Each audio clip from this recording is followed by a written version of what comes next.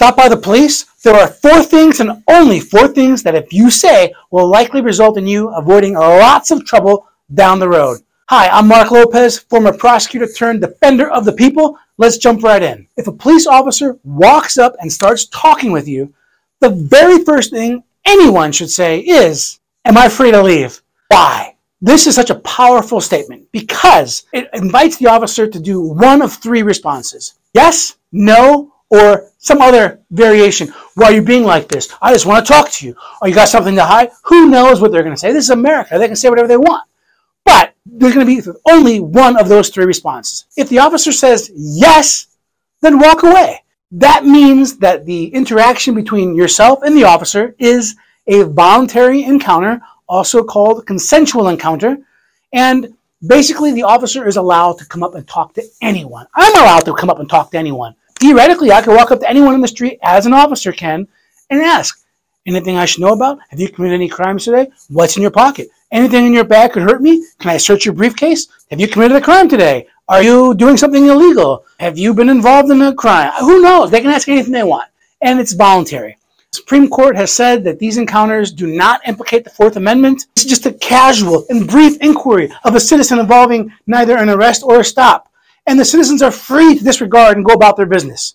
There's no Miranda warnings required because it's not a custodial interrogation. And during these voluntary encounters, a police officer can use no level of force, nor can they come up in force like 4 or 5 officers at once or have their hands on their sidearms or anything like that. Basically, they can't tell you to sit down, stand up, put your hands in the air, hold your hands out to the side. This is a voluntary encounter. And so if they say yes, then you know right away it's a voluntary encounter. Walk away. They might get irritated, they may say something, who knows, but just walk away. Now, if they say, "Why are you being like this? We got something to hide? Only a real jerk would do that. Oh, you must be guilty." Some officers get real mad. I watch body cams. Ah!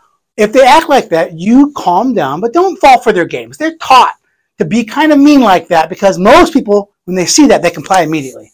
If the officer is being aggressive, "Why are you doing like that?" "Am I free to leave?" Very calm, no matter how angry they are. "Am I free to leave?"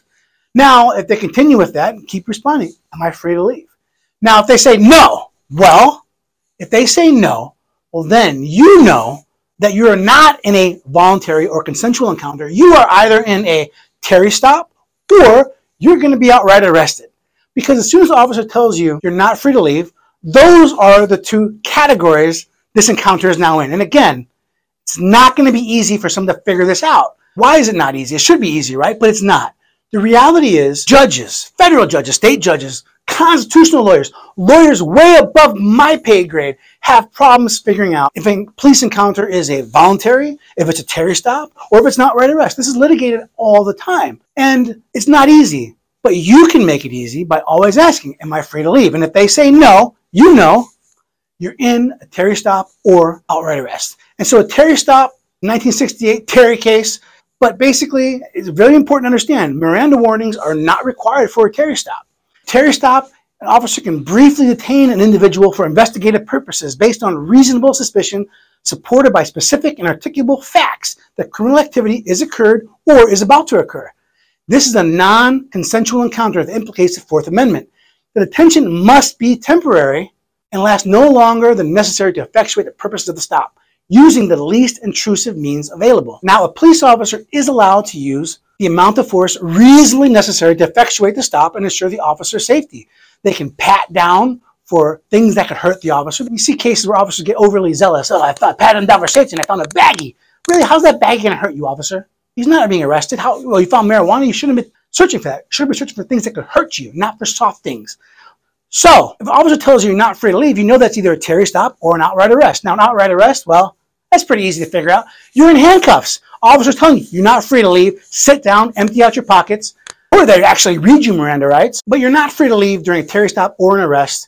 An arrest does require a probable cause, which is more than reasonable suspicion. However, probable cause simply means that a reasonable person believes that a crime has been or is being committed. And Miranda warnings are required before you're in custody and interrogated. So if you're clearly in handcuffs and you're being asked questions, or you're at the police station, then yes, you kind of know you're being arrested. But the difference between an arrest and a Terry stop is not so obvious at the beginning. So if an officer tells you you're not free to leave, okay, next 3 things you say are essentially, "I plead the 5th, I want a lawyer, and I do not consent to a search. If you say those three things in that order, well, the Terry stop is going to come to an end pretty quickly because you're not going to give him anything that he can use against you. Now, he might be able to search you for sharp objects, things like that, but you're not going to be giving him statements. So I plead the fifth. I want a lawyer. I do not consent to a search. That's going to force the officer to say, okay, I guess I have to arrest this person, or I can continue to maybe see what's going on, but he's not going to tell me anything. But literally, most people, when the officer starts questioning, they start spilling their guts. They just start talking. Terrible idea. Terrible. Do not recommend unless you want to be hiring a criminal defense attorney. And some people say, well, Mark, I don't have nothing to hide. Why do I care? Well, you don't know exactly what the officer's looking for. Maybe you're wearing a white shirt with a blue jacket, and a block down the road, somebody with the white shirt and the blue jacket is accused of hurting somebody. All of a sudden, you're at the wrong place at the wrong time, but you fit the description of someone that may have been involved in a crime. And then all of a sudden, you start talking to the officer, and there's discrepancies. Where were you? I was somewhere I'd rather not say. You start looking guilty. And then the law of nature is officers want the easiest job possible. If they can pin a crime on you because it looks like you're guilty, well, it's a good chance they're going to stop investigating, and they're going to say you did it, especially if you don't have an alibi, especially if you can't prove you weren't there, especially if there's a faulty identification, especially if they catch you in some other small lie or series of small lies. Maybe you were with your girlfriend when you have a wife at home. Maybe you were working a second job when you shouldn't have been. Maybe you're interviewing at the job on company time with the other job. Who knows? All sorts of reasons that could make you look bad if they catch you lying. Because if you lie to the officer, or if you don't say that 100% truth, they get to say it in court. The prosecutor does. Were you lying then, or are you lying now? Ladies and gentlemen, he's guilty. That's scary. But if you say these words, am I free to leave, and walk away, and if they say no, you say, I plead the fifth, I want a lawyer, I do not consent to a search. You make the situation much easier on yourself and harder on the police to incorrectly charge you with a crime. And even if you are guilty, at least you're not implicating yourself without some sort of advantage. And if you are guilty, hire a lawyer, and then the lawyer can negotiate with the state, try to get some sort of a lesser penalty. But you don't want to just be giving things up on the street. That's not going to get any benefit. The officer's not going to put in a police report. Even if he does, it's not going to be much stock. He was cooperative. When we had him and he was completely screwed, he was cooperative. That doesn't mean too much. So don't fall for these officer tricks. Only 4 things you just say to a police officer questioning you. Am I free to leave?